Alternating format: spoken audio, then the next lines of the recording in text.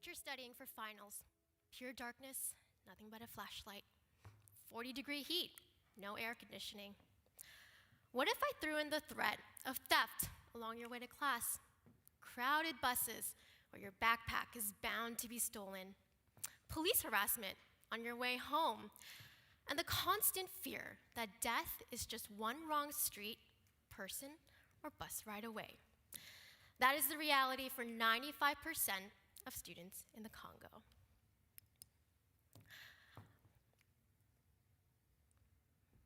By a show of hands, can I ask how many of us here are students today? Quite a few. I'm just gonna take a wild guess at your daily routine. Take a stab at it here. You wake up, first thing you do, grab your cell phones from your nightstands, check your notifications, right? Facebook, Twitter, Instagram, whatever it may be. You make your way to class. Many of you probably take public transit, TTC. Others have the luxury of coming here in your own cars. Throughout the semester, you worry about the typical stuff, typical student stuff, getting good grades, getting your assignments in on time, hanging out with friends, the occasional Starbucks for that much-needed caffeine boost. You make your way home, maybe you keep up with the Kardashians or stream a Raptors game live in HD. Because I mean, why not, right? The electricity is just always on. Now imagine if your life were the complete opposite of this. No Wi-Fi, no electricity, no safety, and not even a pumpkin-spiced latte. That is the daily life for my students in the Congo. What do all these numbers have in common? These are various global rankings for the Democratic Republic of the Congo. As you can see, I live in one of the world's most poorest and dangerous countries. So why do I continue to live in such a precarious place? Just 2 years ago, I graduated law school from Los Angeles, California, where I thought I would be working in Hollywood, doing contracts for celebrities as an entertainment lawyer, glamorous movie star parties at night. Little did I know I would eventually end up in Africa, of all places, serving as a visiting professor. How did I get to the Congo? I met my husband here in Canada in high school, and we actually began dating right here at this very university. He was born and raised in the Congo, but fled the country in 1998 to Canada when a war had broken out, a war better known as the Second Congo War, deadliest conflict worldwide since World War II. 10 years after moving to Canada and graduating UTSC himself, he moved back to the Congo to continue his family business, where eventually he dragged me along with him. Now, if you do a quick Google search on your phones, just type in the Congo, you'll likely see tons of the same Google image results. Child soldiers, war, poverty, genocide, conflict minerals. I mean, the list goes on. But today's talk won't be about any of these things that we commonly think of when we think of Africa. Today, I want to bring life to a new face of the Congo, and that new face is the face of my students. Everyday, typical, hardworking university students, just like you. They aren't child soldiers, they aren't war rebels, and they certainly don't walk around with combat boots and machetes like CNN might make you think. They're just everyday students who love hanging out with friends, listening to music, watching movies. And who knows, if they could or if they knew how, maybe they would Netflix and chill too. This is Rodney and Anita, just two of the many students that I teach in the Congo who have the same inspiring stories of the challenges they face each day just to get to class, just to earn the same degree as you. They are part of the reason why I continue to be so passionate about teaching and living in such a precarious place. And they're both gonna help me tell my story today. Now, I think all of us in this room here today can agree that education is such a powerful tool. After all, it offers you the chance to get a good job, start a career, independence, but education also serves as a powerful catalyst for change. And for a country like the Congo, which ranks at the bottom of every single major scale, I believe that change begins and ends with education. As Nelson Mandela once said, education is the most powerful tool to change the world. Kinshasa is the capital of the DRC. It's where I live. It's a city of about 14 million. Most of our universities are located at the heart of the city. Unfortunately, my students can't afford to live at the heart of the city, so they live on the outskirts of town. It takes them hours each day just to commute to class. Most of our classes actually finish during the evening hours, so my students make their way home throughout the dark hours of the night. What they fear most about this dark commute home is known as kalunas. Kalunas are gang members known to thrive on the outskirts of town, just waiting to terrorize young, vulnerable, innocent students on their way home. They're usually armed, intoxicated, and always dangerous. So, as you can see, I live in a country where gangs are an issue, right? But you must be thinking, well, with the threat of gangs, then what are the police doing, right? I'm gonna let my students, Anita and Rodney, tell you what the police are doing. And one day, I was threatened by the police when I was coming from school. They asked me for my ID, they wanted to control my bag, and I refused, and it took us much time of discussion, and I feel myself being uncertain. It was a little dark. I was going home, and policemen in the corner of the street harassed me. There were so many, and they just caught me by surprise, and they said I had beer and whiskey inside of my bag.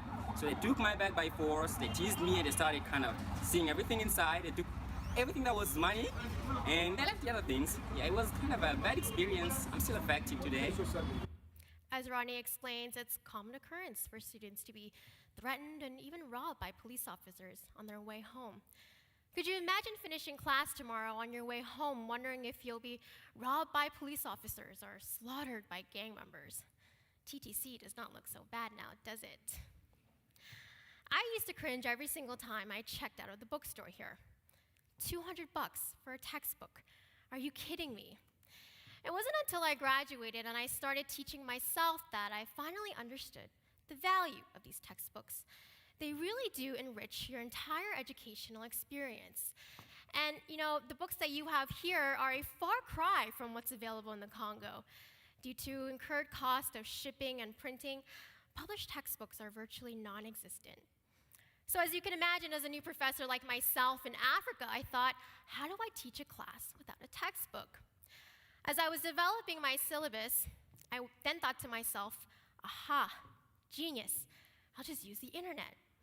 So I went online looking for articles, websites, journals, anything I could use as class readings. My first day of class, as I'm distributing my syllabus, I then get quizzical looks from my students. It was then that I shockingly learned that about 90% of my students cannot afford a computer or a laptop. They walk for miles each night just to get to an internet cafe so that they can access the computer, to do some schoolwork, some research, maybe check up on their email. Of the lucky 10% of my students who do have access to a computer, they will tell you that internet access in the Congo is astronomically expensive. As Ronnie will tell you in just a few seconds, having internet in the Congo is the equivalent of owning a piece of wealth. I learned a lot on internet. And here in Congo, having internet is like having a piece of wealth. It's very difficult to have internet, it's expensive, and if you have it like after 12 a.m., and it's not very easy to access. And even if you have easy access to internet, it's not high connection as it would be in America, so it's kind of blocks from having videos from courses and things online. Just to give you perspective, it costs about $60 USD for about 50 gigabytes of internet data. Now for the average family of four struggling to get by on just $100 a month, you can see that internet then becomes an extreme luxury. Funny enough, Rodney here today is the star of my TED Talk, and he doesn't even have the internet to stream it live. So why is internet so expensive in the Congo? Well, first, basic cost. Congo does not own any of its own satellites, so we purchase data from other countries and resell it locally through multiple channels. Second, complete lack of infrastructure. Lack of infrastructure for fiber optic cables, meaning high-speed internet in the Congo, is virtually non-existent. So the next time that, you're streaming Game of Thrones or uploading your Snapchat stories, just remember that in the year of 2016, some of my students have no idea what this sound even means. Well, before talking about internet, we need to have electricity and a computer. Even if you have a computer here, we lack electricity. For my case, I have kind of 20% of time for electricity, and as almost everything I do is based on the computer, so it's very limiting. Now, aside from the internet, those who have traveled to Africa will tell you about the lack of electricity. The World Bank estimates that only 9% of the entire Congolese population has access to electricity. And of those 9%, power outages are the norm. For my students who live on the outskirts of town, they will tell you that they experience power outages for over 80% of the year. Could you imagine going more than half the year without electricity? As Ronnie just told you right now, he barely has electricity for 20% of the year. So the next time you're around campus here trying to fight for that study spot with an outlet so you can charge your devices, please think of my friend Rodney, who barely has access to electricity for 20% of the year. Now at this point you must be wondering, well, with the threat of gangs, police corruption, lack of internet, electricity, textbooks, could it really get any worse for students in the Congo? Unfortunately, the answer is yes. What if I told you about professor corruption?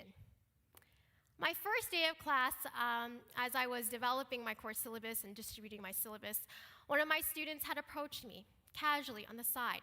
She said, "Professor, how much money would it take to pass your course?"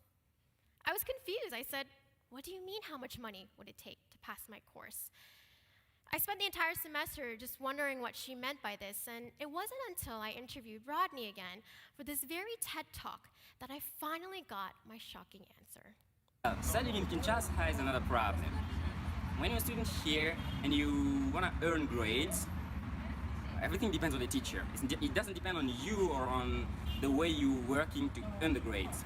The teacher comes, they teach you something you have to memorize and then to reproduce when they ask you questions for quiz. But even when you reproduce exactly as they want you to do, at the end, they still want some money from you. You have to bribe to earn good grades or to earn your grades. And if you don't do that, they say, "Oh, well, if you didn't do that, as you didn't do that, well, you restart class because I'll never give you your grades." Yeah. So, with all of these challenges, compounded by professor bribery, which, by the way, happens across the board at all universities in the Congo, where essentially we're seeing professors acting as gatekeepers, deciding who can get a degree, go on in life, and who remains in poverty. I pose to you this question: how do we change a broken system? Do you fight? Many students will resort to. This November 2016, the Congo will undergo its second round of democratic elections. As with many elections in developing countries, violence is a probability. Why? The students, the people, they're frustrated. They're hungry and desperate for change, for a new leader that finally supports their educational future. So they'll fight. There's even rumors that this round of elections might even spark another war in the country. Now, should there ever be another war, I had the privilege of leaving, but my students don't. The Congo is their home, and they're forced to stay despite even wars. Many will continue to maybe lose their lives, and others will continue to fight for a better education. After today's talk, I don't expect all of you to apply for a visa and book a ticket to the Congo. But if you're inspired, there are some short-term realistic solutions. The first, get involved. Do some research. Luckily, you have the internet to do that. There are hundreds of organizations out there that help institute educational tools in the Congo, which consist of finding solutions for electricity, sending textbooks. Off the top of my head, celebrities like Ben Affleck, Toronto NBA player Bismack Biyombo are affiliated with organizations that work for the Congo's initiative. Second, you could even start your own club right here at this very university, or any university out there. A club not only to raise awareness about education in Africa, but maybe you could fundraise. Send some of your old student computers and laptops to other students who would really need it in Africa. It will look great on your grad school applications too. I know many of you here today use some really high-tech stuff, MacBook Pros, Androids, but your 2007 Dell desktop or Dell Inspiron laptop just collecting dust in the corner of your room, it could mean the world for some students in Africa for their education. At this point, I've done a few interviews, and I've been asked a couple of times, well, isn't it just easier for your students to maybe give up, throw in the towel? And this is what they have to say to that. Can you give me your final thoughts on being a young student in the DRC? Well, it's all about where you choose to belong. Quitting is a shortcut and it's easy. And I know only quitters never win and winners never quit. So I choose not to quit. And I know it's challenging, but I'll face the flow until I get it right. And I'm very positive, I'm crazily positive. I know in the future it'll be right. Yeah, as what he said, myself, I'm not quitting my country. Even if it's very difficult to study here, I'm still fighting and I'm positive for my future. I know that I'll become what I want to be. So the take-home message here is, if they can make it to class, so can you. Many people will get up here today and they'll tell you about their inspiring stories, maybe some harrowing pictures of when they traveled abroad, maybe some pictures of Africa where they helped build a well or a school. But the difference with me is I live this harrowing story. The Congo is my daily life. In fact, after today's talk, I'll be on the next flight back to the Congo. And, I work with these underprivileged students on a regular basis. And that's not to say that I'm any better than anyone else, but I hope that by me standing here, I offer you a real perspective on how the other half really lives, how other students carry out their day across the globe. Likely, many of you will go back to your warm homes tonight with electricity. The thought of corruption or violence likely never crossed your mind. In fact, many of you might even completely forget my TED Talk by dinner time tonight, and that's okay. But aside from our 18 minutes together, I hope, at the very least, you have gained a sense of appreciation. Appreciation for the fact that you have won the geographic lottery. You have won the winning ticket to live and study in a country that offers you the power to earn a yielding education with resources abundant at your fingertips, what thousands of other students across the world do not have access to simply because of where they are situated on the globe. And that, my friends, I believe, is the winning jackpot of life. The final word I would use to sum up the Congo is hope. I see hope in all of my students' eyes, even when I know they'll be going back to their dark homes to study for finals. But that hope is starting to fade. So I hope that after today, not only are you just a little more appreciative, but that you start the conversation for education.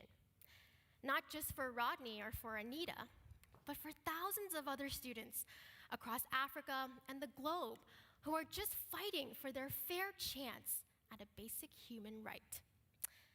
And maybe then you will understand why in a dark room, why even a flashlight is still a symbol of hope.